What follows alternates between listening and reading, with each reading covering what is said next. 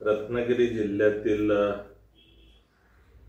जिल्हा वार्षिक योजना 2024-25 यामध्ये 0 ते 100 हेक्टर लघु पाटबंधारे योजना तयार करणे हा ग्रामीण पाणी पुरवठा विभाग जिल्हा परिषद रत्नागिरी मार्फत राबवण्यात येणारा कार्यक्रम आहे। या कार्यक्रमामध्ये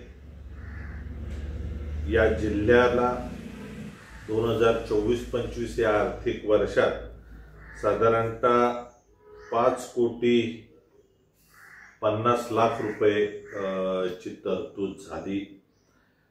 आणखीन तेवढे सर्व खर्च झाले आणि अजून 1,50,00,000 रुपयाच्या कामांची बिलं द्यायची आहे।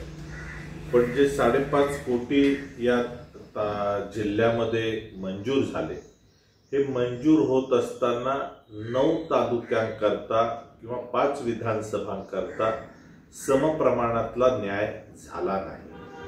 सर्वकडे पाऊस सारखाच पडतो, पण पाणी अडवण्याचं मात्र काम फक्त काही ठिकाणी होतं आणि काही भागातच होतं हे लक्षात येत आहे। दापोली विधानसभेमध्ये दापोली तालुक्यातली 2 कामं 50,00,000 रुपये, गुहागर विधानसभेमध्ये गुहागर तालुक्यातली 2 आणि चिपळूण तालुक्यातली 1 अशी एकूण 3 कामं 86,00,000 रुपये, चिपळूण विधानसभेमध्ये संगमेश्वर तालुक्यातली 3 कामं 50,00,000 रुपये, रत्नागिरी विधानसभेमध्ये रत्नागिरी तालुक्यातली 6 कामं 2,50,00,000 रुपये आणि राजापूर विधानसभेमध्ये लांजा तालुक्यातील 2 आणि संगमेश्वर तालुक्यातील 3 याप्रमाणे एकूण 5 कामे आणि याचे 1,10,00,000 रुपये।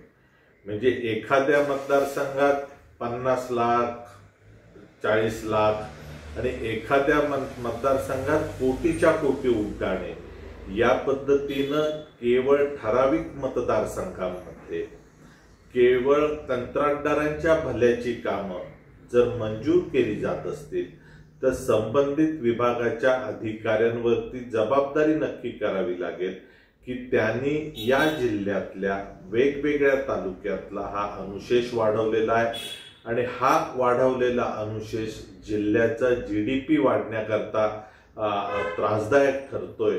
त्यामुळे या पद्धतीनं रत्नागिरी जिल्ह्यात सर्व विभागांमध्ये समप्रमाणात लोकसंख्येच्या निकषानुसार निधीचं वाटप व्हावं, त्यामुळे सर्व जिल्ह्याचा विकास होईल आणि हे सर्व विषय जिल्ह्याचा परिपूर्ण विकास होण्याकरता मांडण्याचं काम मी आता करत आहे।